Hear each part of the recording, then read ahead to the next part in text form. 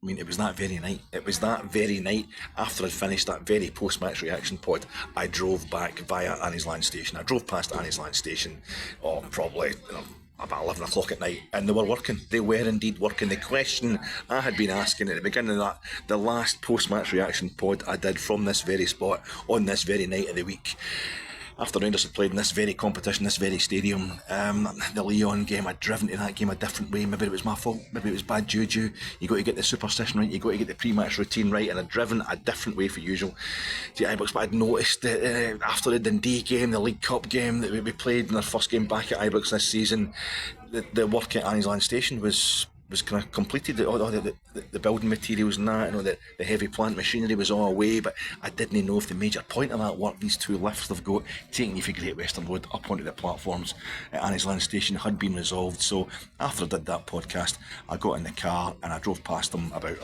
11, half 11 at night, and they were working. I crashed into the back of somebody because I was too busy looking at the lifts at Annie's Land Station, but it was worth it. Just if I thought, good times ahead. Good times ahead, and tonight we're realising that. How you doing, folks? This is your Fat Egg post. Rangers have gubbed somebody with a bit of a name and some sort of reputation in European competition. Reaction pod coming to you in association with Gersnet. Check out Gersnet tomorrow night. It'll be a nice one. I don't know who's on Gersnet tomorrow night, but I know it will be, as always, 9 o'clock Friday night live on YouTube. And those two lads will have a great time discussing this game tonight. They'll have a great time discussing everything that's been happening this week, but at least they've got a nice win to talk about. I'm sponsored by that, and I'm sponsored by Rangers managers who leave Ibrox for better jobs, who go straight into better jobs. How many has there been? I just thinking about this today, you know what I mean? If Philip Clement gets sacked by Rangers, I was thinking, where's he going to go? Because he's coming to us from Monaco, that's going to be seen as a downward move, even though we know this is the best possible club you can be at. The rest of the world's more kind of focused on money and the size of the league that the club's playing in. So, he'd end up, I don't know where, I don't know if he'd get one, probably got a job in Belgium. Remember he said the Anderlecht job? There's rumours he was going to take the Anderlecht job, and he said he wasn't interested. I like that, and the big man said that, but it made me think, who does go into a better? Pedro Caixinha went back to Mexico, didn't he? Steven Gerrard, he get poached. Aston Villa are not a bigger club than Rangers, but they're certainly in a bigger league, and they certainly had much more money, and it suited Gerrard because he wanted to go back to England. He definitely was kind of poached there, so that's, as far as he's concerned, that was an upward move. Souness, obviously the very Gerrard-like manager in our history, a European Cup winning Liverpool captain, comes to Ibrox to pull us out of a almost decade-long slump of no winning the league. So he went to Liverpool. Which, again, obviously I'm a bit biased. I think Rangers are bigger, but Liverpool are huge. Not one of the biggest clubs in the world, even though Anfield's now getting bigger than Ibrox as well.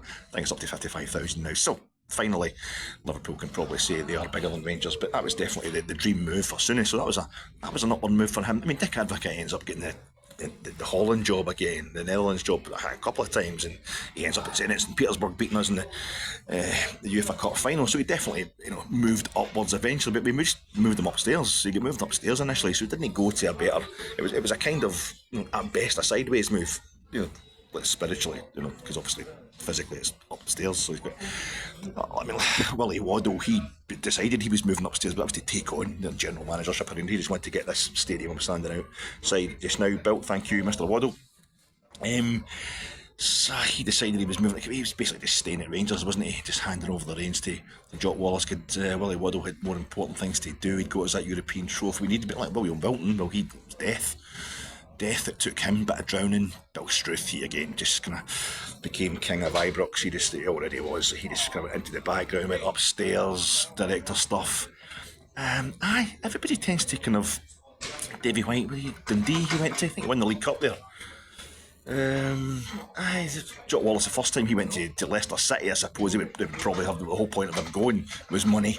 So they would have more money than us, but Leicester City, especially in the days, even though the English scene was richer all round, in the Scottish scene, there's just nothing compared to Rangers. Although he ended up at Seville later on, Jock Wallace, so it's not as if his career was all downhill after that, but there's very few managers when they leave Rangers go somewhere else. I think that's just been on my mind with all the chat there's been this week, and it's just lovely. it's just lovely to be sitting here, and I'm stood here, but after this game, but it feels like I'm sitting. I feel like Paul Eddington, you know, in a scene from the Good Life. Just going, he's maybe had a long week at work. It's Friday at tea time. He's got back in for the office. He's get into the slacks, the comfortable gear, the nice crew neck, and he's sitting down in the Chesterfield sofa, and he's got the Courvoisier. He's got the big bowl type glass of Courvoisier with the big bottom on it, and he's just lolling like a quarter gill of brandy around the bottom of that glass, and he's having a good sniff of it, you know, a good foreplay sniff of that brandy, and he's just thinking, he's parked his bum, and he's thinking, this is just fantastic, I can finally chill out, you know. That's the bit I'm feeling, because, you know, I mean, we've got St Mirren here on Sunday, and that's going to be what's her name coming in, Jerry, and what's the Good Life, Jerry and Margot. Margot's going to come in. She's wearing the Laura Ashley and all that. And she'll be like, Jerry, don't slouch, you know. So you're going to have to get back when you get, you know, and you've got, you know, the car needs washed or something like that. You know, we're going on a drive somewhere tomorrow. You know, maybe I'm getting this mixed up with Hyacinth Bouquet, but the same kind of vibe. But it's going to ruin his vibe. But I feel right now I'm in that bit where he's just sat down with the chest. And then you're going to have, obviously, the goods. They're going to have to come in, aren't they? The pains in the arse for next door. They're going to come in, and they're going to want him to help them, I don't know, jump up and do a coffee bean or something like that, because they're trying to make their own caffeine or something. You know, so it's got this Mark Hateley. Oh, God.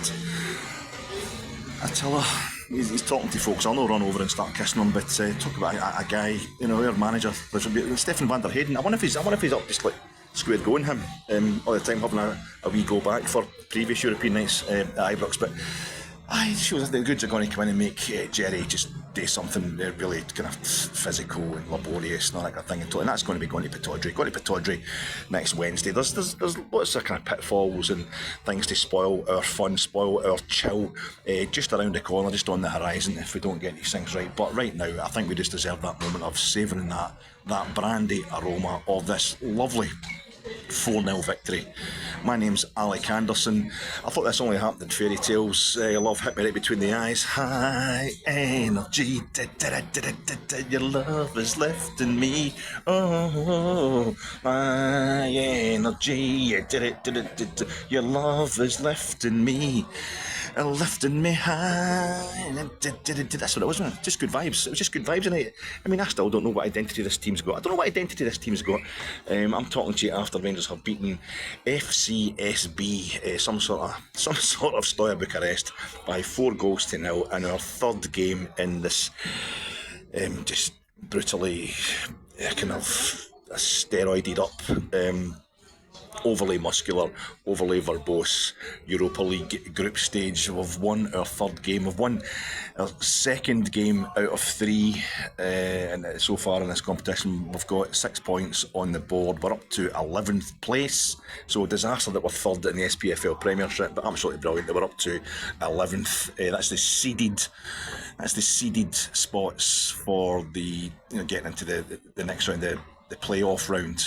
You want to get up to 8th, ideally, to go straight through to the last 16, but I think we'll be quite happy if we can just make sure we're in the playoff round. So we're looking quite comfortable for that just now, but you know, there's a lot of tougher fixtures ahead, so it's good to have these points on the board. It's just more than anything else, just the amount of crap, the amount of hysteria, I think, the amount of bad feeling around about the club this week. It's affected the crowd tonight, I think, as well, wasn't the biggest crowd, but as I was coming along here tonight, past Annie's Land Station, past those lifts that are definitely working, just kind of walking along, crossing up Helen Street and onto Edmonston Drive, and you start getting the smell of the ganja, mostly mixing with the burgers for the burger vans, and it's just, Ibrox is all lit up in the queues. You could tell straight away it's that lovely kind of crystal clear darkness that you get at this time of year when it's dry. It's almost like the night's kind of anticipating that soon it's going to take over. The night's getting confident. You know, it's giving you clarity. It's letting everything be. It's letting enough light in there to let you think it's still the back end of summer as you get that slowly out of your system. But it knows shortly it's going to take over. It's going to give you a wee hour back, a wee bit hour further in your bed. But it's now going to have the rest of the year. It's going to have the darkness is going to consume us all. But it's a lovely kind of crystal clear night. And Ibrox lit up, looking absolutely beautiful. That beautiful red brick facade, that Welsh brick. Archibald Leach slapped onto the front of our beautiful main stand in the 1920s, and all the uplighting going on. And you get the kind of mottled glass of the what you know is the Rangers players' dressing room, and you're thinking, in there, are they falling out with the manager?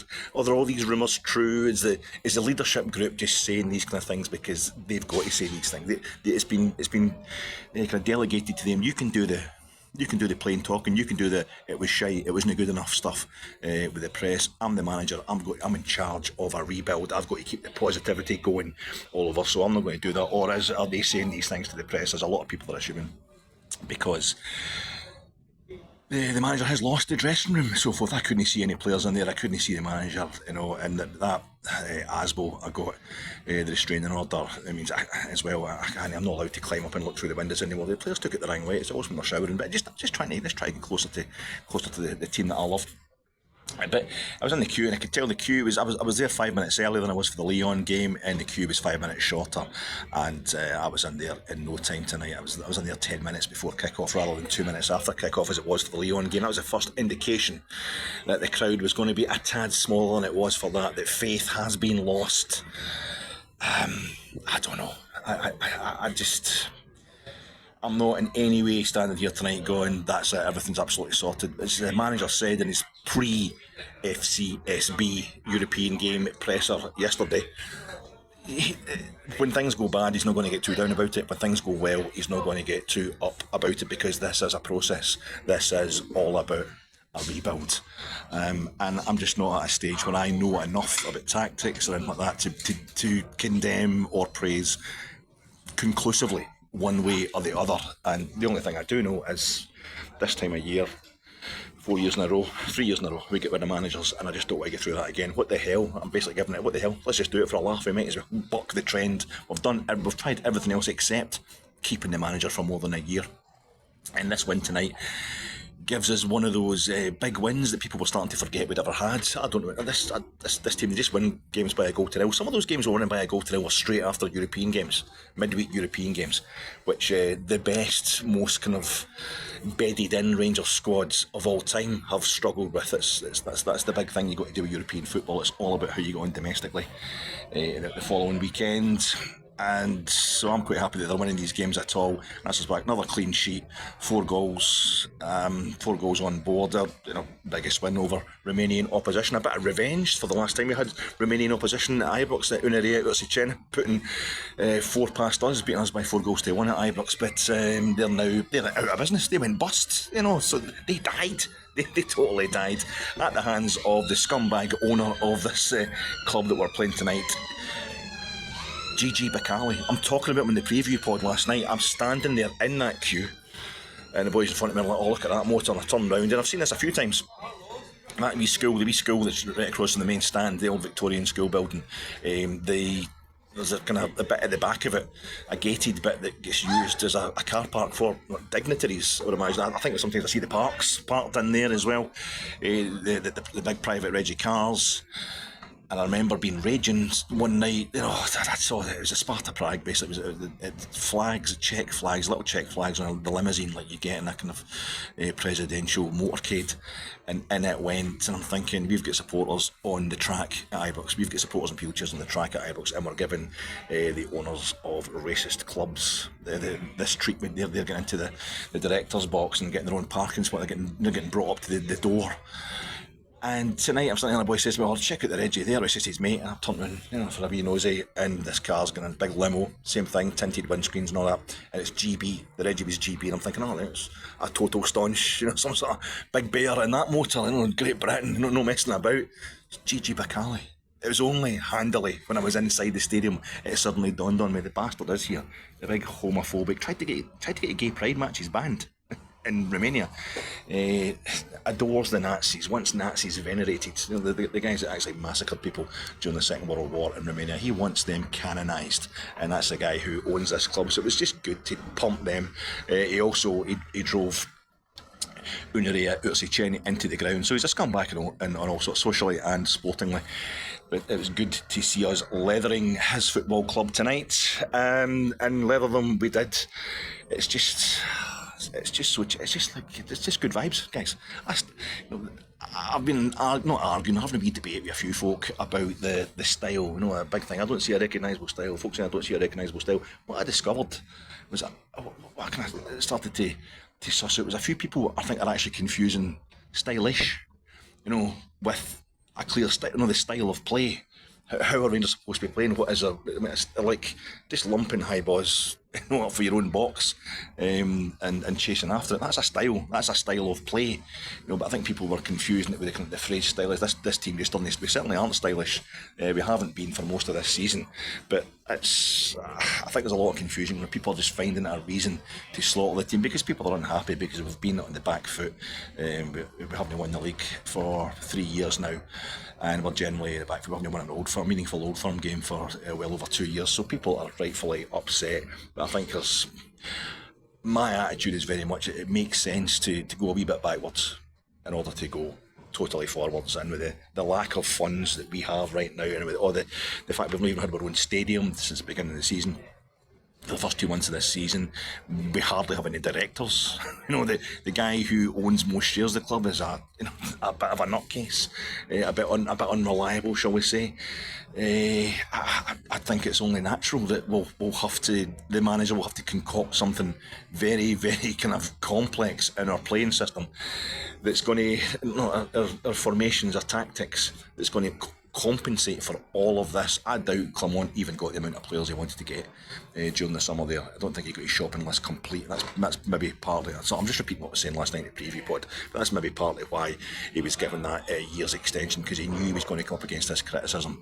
But he's maintained this 50% win rate tonight.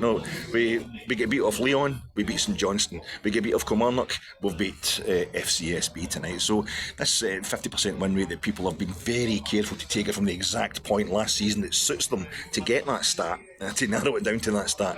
He's even managed to maintain. I will not slip below that anyway. And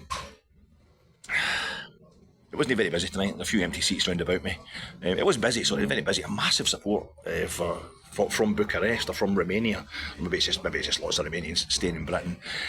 But a massive support in the corner there over at the Broomland towards the Sandy Jardin, that wee corner over there.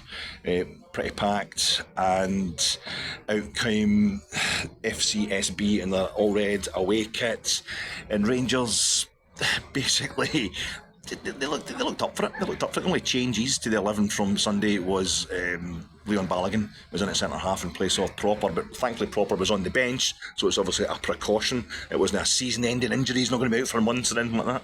Robin Proper on the bench, so that was Balogun in alongside Big Suter at centre half, and we had Nico Raskin back in midfield in place of Diomande. I like Diomande, but Diomande benched again, and in comes Nico Raskin, who I have to say I was a bit puzzled as to why he was left out at Rugby Park, because I thought he was arguably man of the match in our previous game against St Johnstone at that Sunday night here in the league. I thought he was fantastic that night, Nico Raskin, but I don't know if it's maybe just there's an international break in between things, but I don't know if it's staggering his return, or maybe they didn't want to risk him because he's had so many injuries problem recently on the Rugby Park plastic. The pitch in Kilmarnock's plastic, but he was back in the starting 11 tonight, and we had that energy. And we all know what the formation is at 4-2-3-1, and I think I know what our style is get it forward as quickly as possible. We're not doing it through the middle as much as we might expect to. We're doing it up the wings more than anything else. But a lot of it just seems to be, if we've got good vibes, if we're feeling good, if there's positive energy in the air, it's just going to happen. It's going to happen better. Move that ball quicker. I always think I'm a bit of an idiot when I'm shouting, "Come on, Rangers, a bit of intensity." I think there's got to be more to it than that. But that's what we did tonight. We went in the night and we just get ripped in to Steaua Bucharest, who have a 100% record in this competition, or this group stage so far, and were unbeaten in 5 European away games that they've played this season. So this was quite a good victory. It's not going to get many plaudits across in Scotland, never mind across the rest of Europe. But it was a very tricky tie. They set out in a 4-2-3-1 as well, and the two teams of a level, I think, and we just blew them away. But it didn't start like that. We started to be a bit of energy in the first couple of minutes. We looked like we were kind of up for it, and then the ball's in the back of our net, and I don't actually know what happened because I was doing my bit. I was so busy concentrating on what I wanted to see that sometimes some things happen in front of you think, and it's right in front of me. This rick at the back between the centre halves. I don't even know if it was Suter or Balogun or whoever, or if it's the goalkeeper. But I know we do like to draw teams in. That seems to be a thing that the manager wants to do. I'm going to scratch my head. That's the kind of stuff that could just happen. I'm just wild. That's the kind of stuff that could just happen. You got to keep your eyes on me when I'm podding. It can just go off at any moment. But I wasn't keeping my eyes in the park. I know they like to draw teams in. And next thing, one of our centre halves was far too close to our goalkeeper, Jack Butland. I don't know if he's come out too far or whatever. Some people thinking that was a problem. The goal that we lost at Kilmarnock on Sunday was Butland was coming out too far. But we just seemed to be making a complete arse of it, and I wasn't convinced. Next thing, we've basically given them a free shot into an empty net. They walked the ball into the empty net. That's the FCSB, the Steaua Bucharests, and the referee, Italian referee, has blown for a. You know the Italian referees are all biased towards Rangers. It's the P2 thing, and he immediately blows for the free kick. The Steaua Bucharest players are like, "What? There's a free kick there? That doesn't count." And I felt. From what I remember seeing, as I say, I wasn't concentrating properly because I was just like, the ball should be up there. Come on, Rangers, we're going to attack. I wasn't prepared to see what had just happened in front of me, so I didn't take it in properly. I'm quite looking forward to watching it when I get home, particularly because it now doesn't mean anything. But the blue for a foul, which I wasn't convinced was a foul at all. I thought it was a goal. I thought it was a perfectly legitimate goal. Maybe there was a clear foul there. Maybe there was an offside or something. I don't know.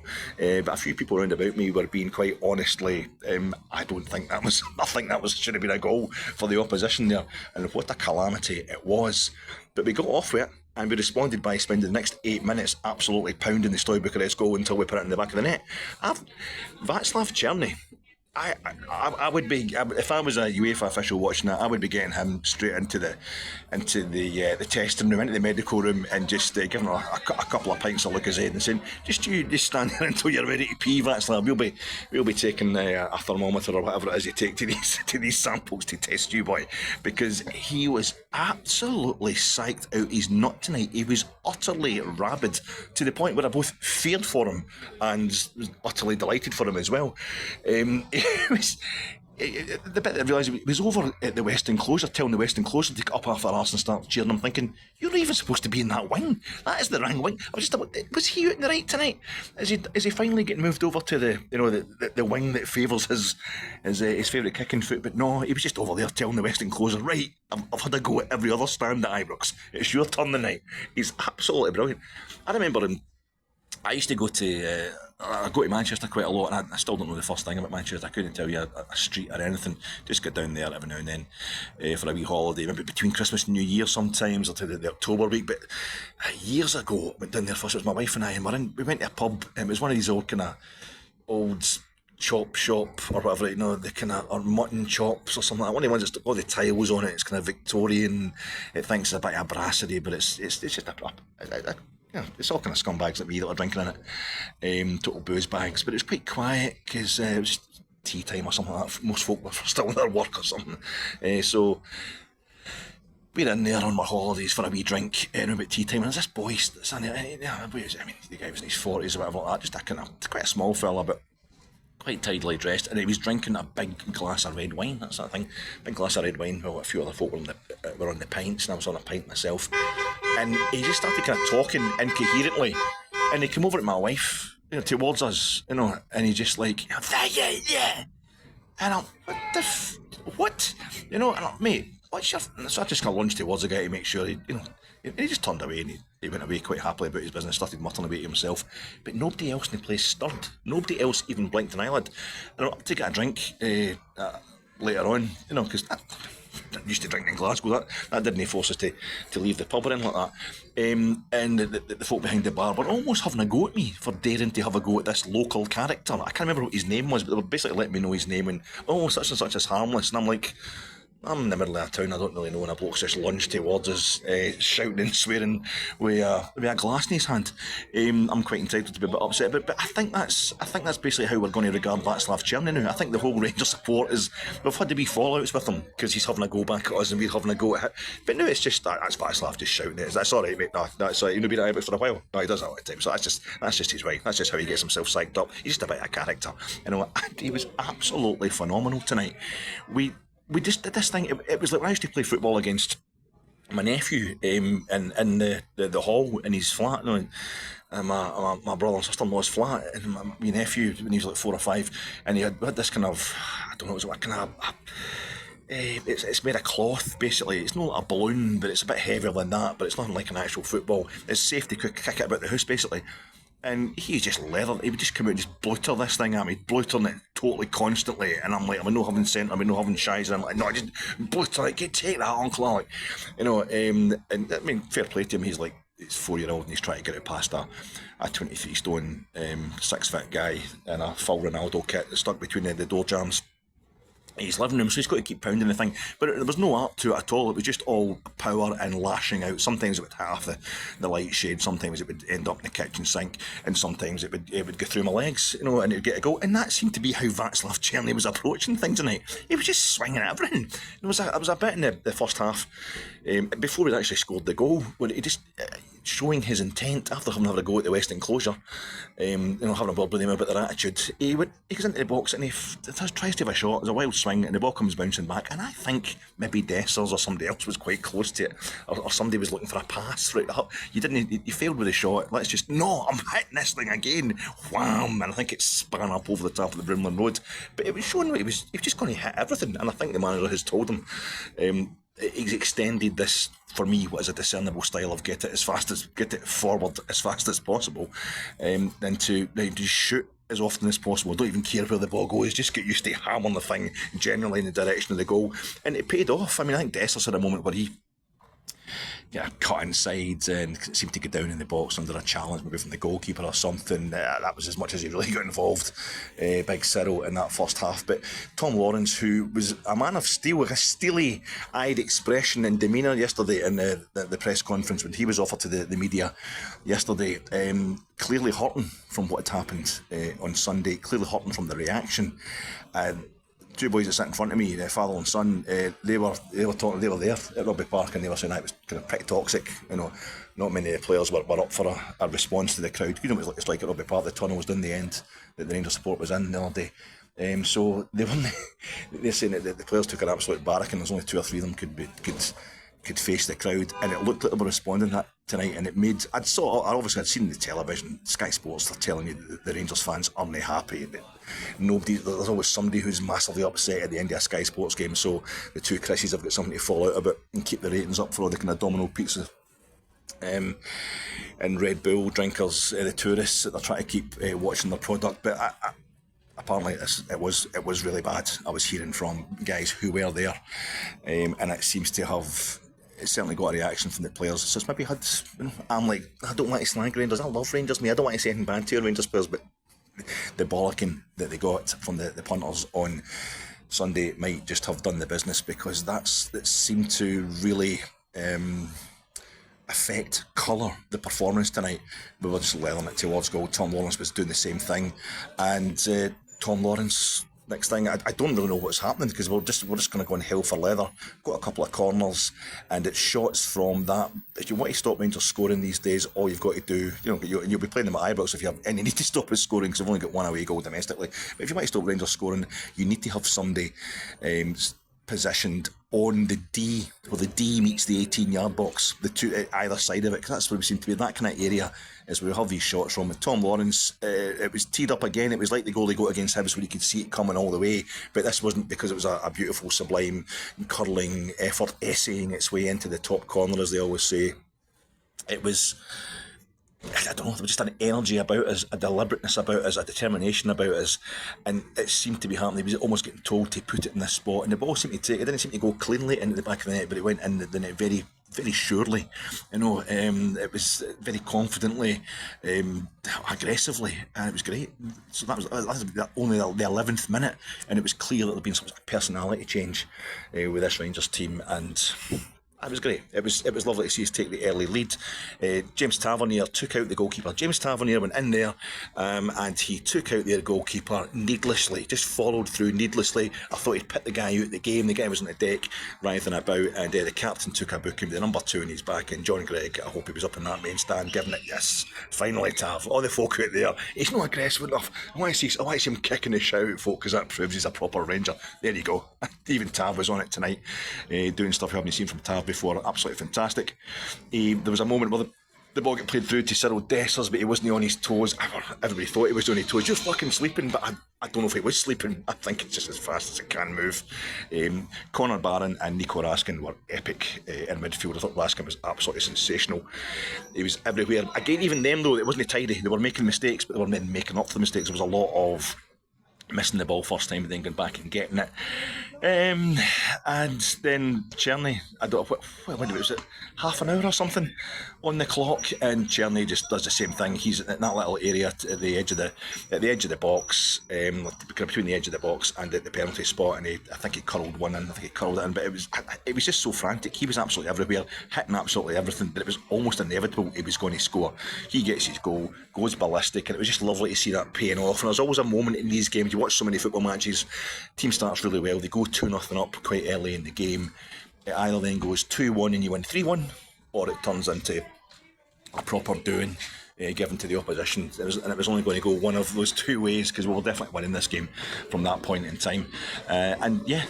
It was lovely. Right in the stroke of half time, of course, Tom Lawrence, who was playing so well at 10, he takes a whack, one of those ones where he goes down, holding his leg before he's even hit the ground. He's got the leg suspended off the ground. It's one of the kind that you usually see, on sick YouTube, kind of sick YouTube montages of guys where the only thing that hasn't been snapped is the shin pad in their socks, and their limbs are dangling at awkward angles.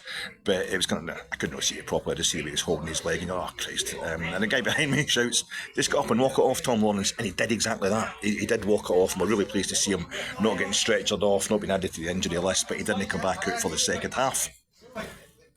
Diamandi, the man who wears 10, was playing at 10, but we resumed as we had left it. There was wee moments, dodgy moments, just to remind you that it wasn't all, this team is still gelling, even in managing to win 4-0. Obviously there's signs there that we're still gelling.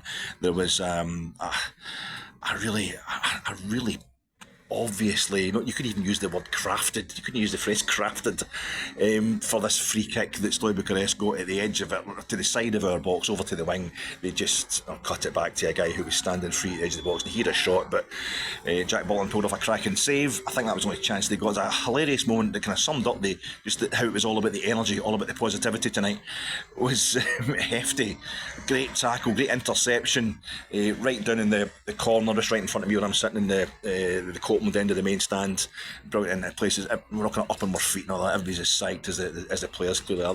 We do respond. We respond when the players give it something like that. And Hefty was away, and you could see he's really enjoying. I've won that ball now. I'm strolling up the park. I'm away. I'm striding. Now where can I go? I don't really see any options. I'm going to cut inside. Where should I go with this ball? Somebody's taking it off me.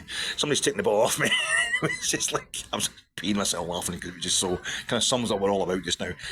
Clear the potential there a lot of the time, and some great stuff played, but still a lot of finishing off, a lot of kind of polishing of this particular Rangers third to be done before the finished article. But it was good. The energy was great, as I say, and I can't even remember what was the third goal that we scored, but Cherny's second goal. That's Cherny and Tom Lawrence. They must have scored were last, but for the game against Dundee, where it was 2 from Dessers and Tav, and we were welcome back to the Ibrox game at Dundee in the League Cup that Saturday night. I think it's just been Tom Lawrence and Václav Cherny that scored. Because Lawrence scored against Leon, and he scored against Hibs, the only goal of the game against Hibs, and Cherny got 2 goals against St Johnstone. That league game on the Sunday night. So that was the 2 of them who scored in the first half, and there's Cherny comes and he scores the next goal of the game, a much deserved second, and it was barmy. It was nuts. It just summed up how it was all about energy rather than finesse tonight. There was plenty of finesse in what he did, because there was all sorts of stuff going on behind him. I'm watching all the options opening up for Cherny to pass to lay the ball off to, and then I'm watching Dessers getting taken out of the play. It was a bit like watching the NFL. Everybody's getting tackled, whatever, held off. I don't know what rubbed up the wrong way. I don't know what the terminology is for the gridiron, but it was the tight end was taking it up the. It was absolutely kind of car crash stuff going off left and right of Cherny, who was just drifting further forward with the ball, getting all silky, cutting inside, cutting outside. A bit like that goal, the second goal he scored against St Johnstone into the Copeman Road end.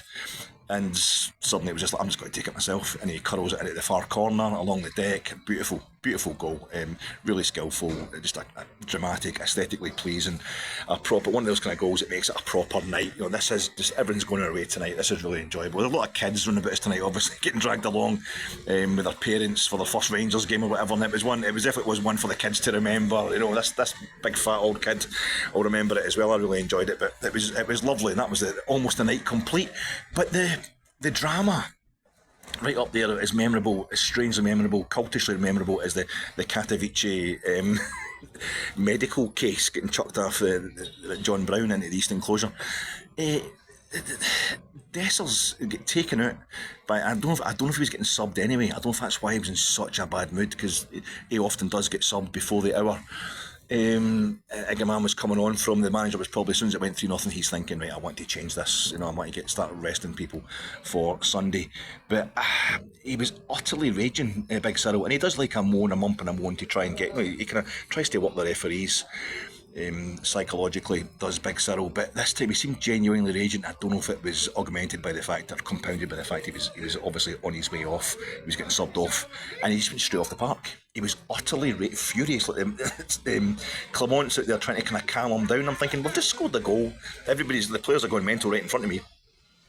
Just right up to the East Enclosure, just below me when I sat in the main stand. It was great. But then, stage left, there's Big Cyril. Stage right, isn't it? There's Big Cyril, just massive cream puff, really raging. I think he was making out he was raging at the ref for not giving him the foul, or not, sending off the player who body checked him. I'll need to watch it back. I never really saw clearly what happened. I just saw him hitting the deck in the background as Cherny refused to stop his run. And next thing, it's typical of what we'd expect from a GG Bacali run club. Their manager, the Steaua Bucharests manager, is starting to make a big deal of it. That while the play's been stopped, a goal's been scored, our player has just walked straight off the park. And we bring on Egerman straight away, I think, who was obviously getting stripped and ready to come on. But I think they were trying to do a wee kind of, Milan, try to get the result cancelled against Marseille in the 1991 European Cup. Would it be the quarter-final second leg, because the floodlights temporarily went off just as Marseille were pounding them in that game. But I felt as if they were going to start. The Cypriot manager was down there trying to create a kind of rumpus about the fact we just had a player sent off. I think that was desperation. Our player had went off, substituted himself off in that fashion. I think he was trying to, lodge some sort of complaint and see if he can get the points forfeited. But on came Egerman and he scores. It's like the guy who needs a goal, who's hardly getting a game for us. We've got great hopes for him, but we wondered why we signed him for so much money when he wasn't ready to go. But maybe that's the thing with this manager of ours. Maybe he is. He said it a few times. He doesn't like to bring players in too early, although he will bring players in too early sometimes. But up goes Egerman. I can't even remember the build up to the goal, but he kind of cuts inside. It was a lovely finish. Again, very, very cool finish. And he had a nice wee celebration to himself, a nice wee moment for him. It was very, it wasn't, it looked kind of full of relief more than anything else, which I think is a general reaction to this game tonight amongst the Rangers support as well. It was just nice. Nobody's getting carried away with themselves. Nobody thinks this means we've turned a corner and we're going to be cruising to the league title or anything like that. I don't expect us to win the league this season. I also think the Aberdeen thing is a bit of I know it's kind of X factor. It's not actually our fault. We've not had to play Aberdeen yet. We can't do anything to stop them anyway so far. We'll get a chance to do it next Wednesday. But then being brilliant, although people are kind of trying to find a reason to be angry about it, that they can take out on Rangers. Why couldn't we get a manager who can turn things around instantly like Jimmy Thelen? Well, I would like to see if Jimmy Thelen can do the same thing at Rangers. It's a different thing altogether, taking on our club. But I expect us to be rebuilding for most of this season, and as long as we can rack up results like this along the way, I'll be quite happy. I won't be happy, obviously, we finished third, if we finished below second. I'll be happy with the fact that we're finishing second. I'm never happy with the fact that Rangers aren't winning the league, but I can see what the manager's trying to do. I can see why we would need to go backwards before we can go forwards, and as long as we're getting results like this along the way. And I say this was a kind of evenly matched game. I've said this a few times already this season. I'm not expecting us to beat Celtic at Parkhead. I'm not expecting us to beat Leon at Ibrox. And I'm hoping though that we will be beating St Johnstone, be beating Dundee United, and the fact that we've lost to Kilmarnock, a hell of a reaction. I'm not trying to say overreaction, but that's what I mean. It was, as far as I was concerned, it was an overreaction. Every Rangers team of the last decade has lost by a single goal at Kilmarnock at Rugby Park and has looked shit, has totally underperformed, hasn't turned up. We've watched the whole game. Sometimes Rangers take the lead in these games and we know we're going to lose 2-1. We know it's too late, we know we're going to get beat. Sometimes we equalise, with Scotty Arfield equalising, but it's too late because the tone's been set. It's something that happens to a lot of teams. Old Firm have suffered a lot at Rugby Park down the years. I know Celtic won 5-0 there last season, but that was the night they were clinching the league title and they probably had the 3 stands in the stadium. These things happen when you're on a roll, but if you're not on a roll, Rugby Park's the last place you want to go. And I don't know. I'm not trying to write off last week. We can't. But I feel as if the reaction to it was OTT, and I was so happy that yet again the team have come out. And this is what Clement does. He does respond to setbacks. He does get a reaction out of the players when there is a setback. Even to the point last season we lost at Parkhead at New Year, and then we beat Kilmarnock 3-1 in the next game to set ourselves up to go top of the league, to take advantage of Celtic slip-ups. This other accusation that's been levied at them, lack of character. They don't respond when they get a chance to go top of the league and all that. When they get a chance to claw stuff back. We didn't do it on Saturday there, but I wasn't expecting us to do it this season anyway. I wasn't expecting us to be winning the league title this season, so I wasn't really, I don't know. I'm not saying I didn't want us to win on Sunday, but I just thought the reaction to us losing on Sunday was OTT. But maybe that boot up the backside, maybe it's one of those moments we need a bit of OTT reaction to properly wake the players up, because they seemed very up for it tonight. But Steaua Bucharest are one of the teams that are at the same kind of level as us, very kind of, I don't know, technically proficient. If you're not on your game, they'll be able to get a result against you. Don't underestimate them, blah blah blah. But not going to be a heavy hitter in European football anytime soon. So these are the kind of teams we need to be beaten, and we've thrashed them. We've properly thrashed them, and it's really, really nice. Especially the last European game we played, we took a bit of a thrashing here. Also nice because that's up to 11th, as I say, and it's Olympiacos are 12th in the Europa League table, and that's where we go next. We're going to Piraeus, guys. We're going to Piraeus, boys and girls. That will be absolutely crazy. Hopefully they're doing that thing, Olympiacos, of having won the Conference League last season, the first Greek team ever to win a European trophy. They're kind of freaking out, maybe taking their eye off the ball, thinking they're better than they actually are. But we might need to take something over there. That's one of the teams we maybe get a chance against, but in that atmosphere I don't know, because it's really difficult from here on in. We're looking at Union St Gilloise at Ibrox. I mean, no, Union St Gilloise are going really well in Belgium. They're a club on an upward curve generally. Tony Bloom, money and algorithms in there. It's difficult. I know we beat them 3-0 Ibrox last time we played them, but that was Gio's kind of European heavyweights until we got into the Champions League group stages. So that's maybe the easiest game we've got coming up. Spurs, I think, I'm glad that Spurs, I think, are now second. The Lazio, I think, are top of this group stage just now. Spurs have gone second. I hope they hammer whoever they've got next, so they might want to take the foot off the gas when they come here in December. Who else have we got? Manchester United at Old Trafford, and that's going to be late January before we get into Old Trafford, and the Ten Hag situation will have sorted itself out one way or another. They'll either be in the kind of form that the Manchester United fans find acceptable, or they'll have somebody else in who does have them back, realising a bit more of their potential, so we could take a serious leathering down there.